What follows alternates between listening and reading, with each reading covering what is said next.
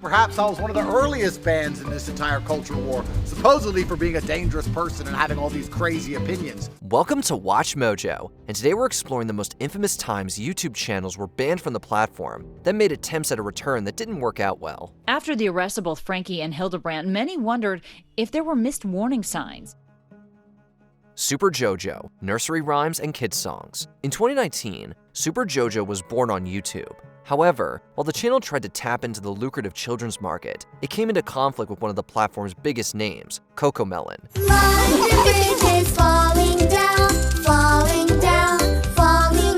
They claimed that Super JoJo was breaching copyright by essentially recreating CoComelon's animation with their characters. Due to various copyright infringement claims, Super JoJo, which had 22 million subscribers, was deleted from YouTube in 2021.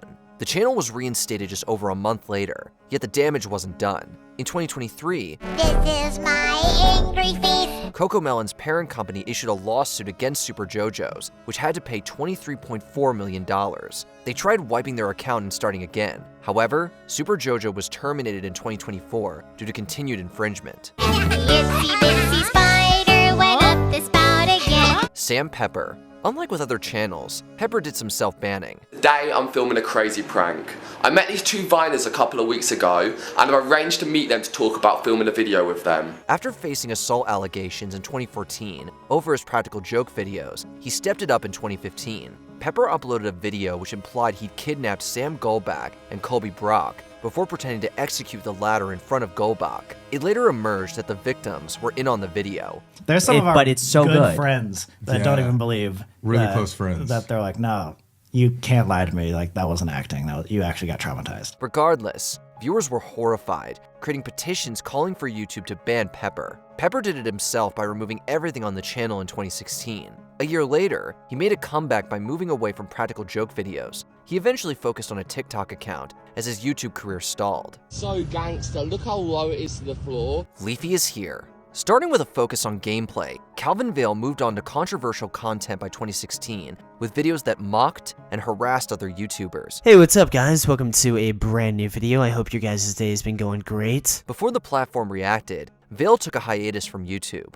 When he returned, he continued where he left off as he targeted other influencers, including Pokimane. As a result, in 2020, YouTube terminated Vale's main channel. So as you all know, my channel, Leafy is Here, was banned a few months ago. With that, he moved to his second channel to escape the ban, only to have that one removed too. Vale has attempted multiple times to create new channels, one of which claimed he worked for Red Bloom. That hasn't panned out, as Vale was issued additional terminations for trying to circumvent the bans. So what from here, dude? I'm Jay Station. Having already created another YouTube channel after his arrest for trespassing resulted in the original's demonetization, Jason Ethier got lucky. We're gonna say our last goodbyes to Alexia. That changed in 2020 when he claimed that his girlfriend, Alexa Morano, had died. Ethier then released a series of unnerving videos, including a crossover with an already controversial series about attempting to contact the dead with a Ouija board. It soon emerged that this was a publicity stunt. Alexia was never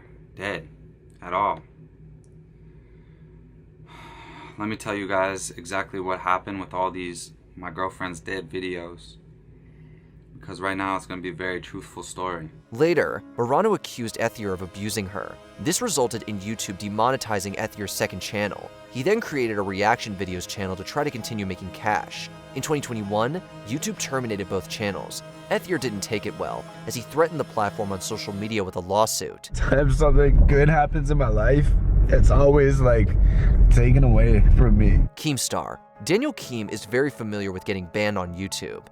What is up, Drum Alert Nation? I'm your host, Killer Keemstar. Let's get right into the news! A number of his channels have been terminated due to toxic behavior and commentary, yet he still created Drama Alert to focus on conflicts between influencers. After several attempts to get the channel off the ground failed, reportedly due to YouTube banning it because of previous terminations, Keem thought he found a loophole. This is so frustrating to watch and listen to! Drama Alert was technically not owned by him and was instead run by his manager, Ryan Thompson, aka I Play Prodigy. That didn't stop petitions from being made to have Keem banned from the platform for his controversial content. He eventually announced his retirement from Drama Alert, which hasn't uploaded since 2023. I'm your host, Killer Keemstar, and I quit. That's right. Yesterday I announced my retirement. Etika. Specializing in gaming content, especially when it came to Nintendo, Desmond Amofa properly started his YouTube channel in 2012. But there were so many articles talking about how little Smash Brothers players made and how wrong it was because we dominate so much of viewership when it comes to like tournaments and stuff. By 2018, he began to concern fans as his EW Network channel was terminated over him uploading adult content. After getting mental health treatment, Amofa created another channel, Etika FRFX, only to upload mature content there in 2019. Are we trying to hit her up in the DMs, or are we trying to hit that hotline bling? Following more treatment and additional issues, Amofa returned to his original TR1 Iceman channel to discuss his mental health struggles while walking around New York City. Just a few days later, he was found deceased in the East River. 29-year-old was reported missing a week ago after posting a video that left fans and authorities fearing for his safety. Alex Jones. Armed with several channels, including the Alex Jones channel and InfoWars, Alex Jones quickly caused controversy with his far-right politics and conspiracy theories. You know, for me, the success of InfoWars is not a power trip. It's the opposite. It got significantly worse in 2018. He accused several survivors of shootings of being crisis actors who faked their involvement in events like the 2012 Sandy Hook Elementary School shooting. He is now feeling the heat himself. YouTube, Facebook, and Apple all announcing they're removing his content from their platforms. After a series of strikes against him for hate speech, Jones's accounts on many social media platforms were terminated. He was also sued by the Sandy Hook families over his outrageous claims, resulting in him being ordered to pay nearly $1.5 billion altogether. In 2025, with YouTube set to offer second chances to terminated accounts, Jones created a new channel. It was banned hours later. My secret power is I do what's right. Justice be done by the heavens full. Andrew Tate. As one of the figureheads of the toxic manosphere, Andrew Tate ran channels on YouTube and other platforms since 2018. I think the concern is for the level of influence I have and the reach I have. As he gained traction with his misogynistic and problematic views, there were calls to scrub him from social media platforms. In 2022, YouTube deleted Tate's channels. The kickboxer has gained notoriety online for his misogynistic and offensive comments towards women.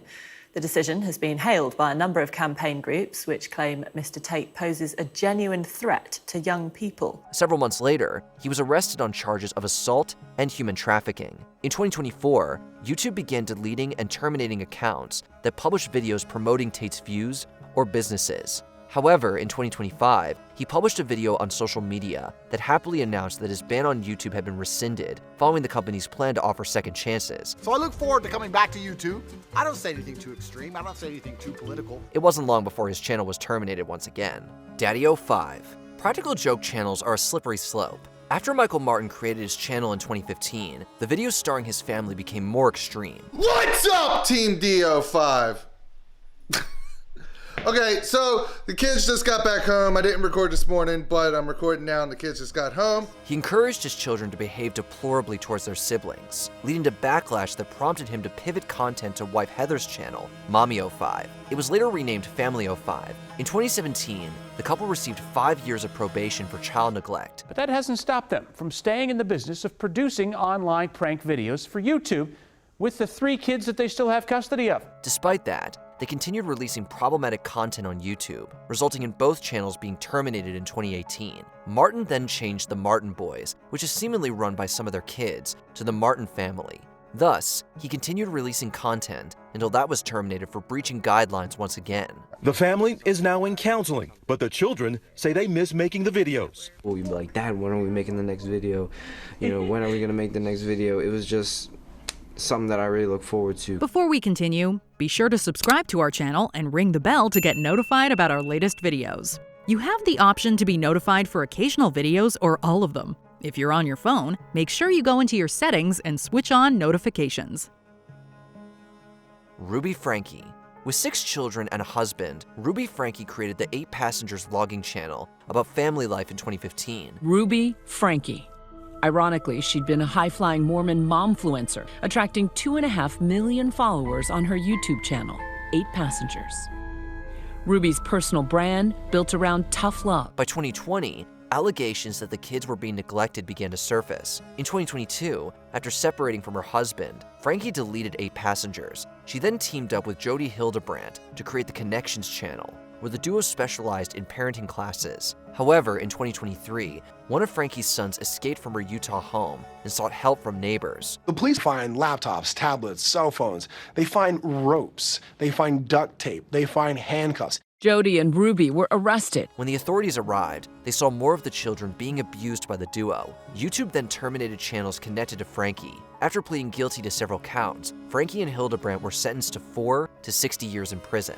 Jodi Hildebrandt and Ruby Franke are now waiting to be transported to prison, where the Utah Board of Pardons and Parole will ultimately decide their fate.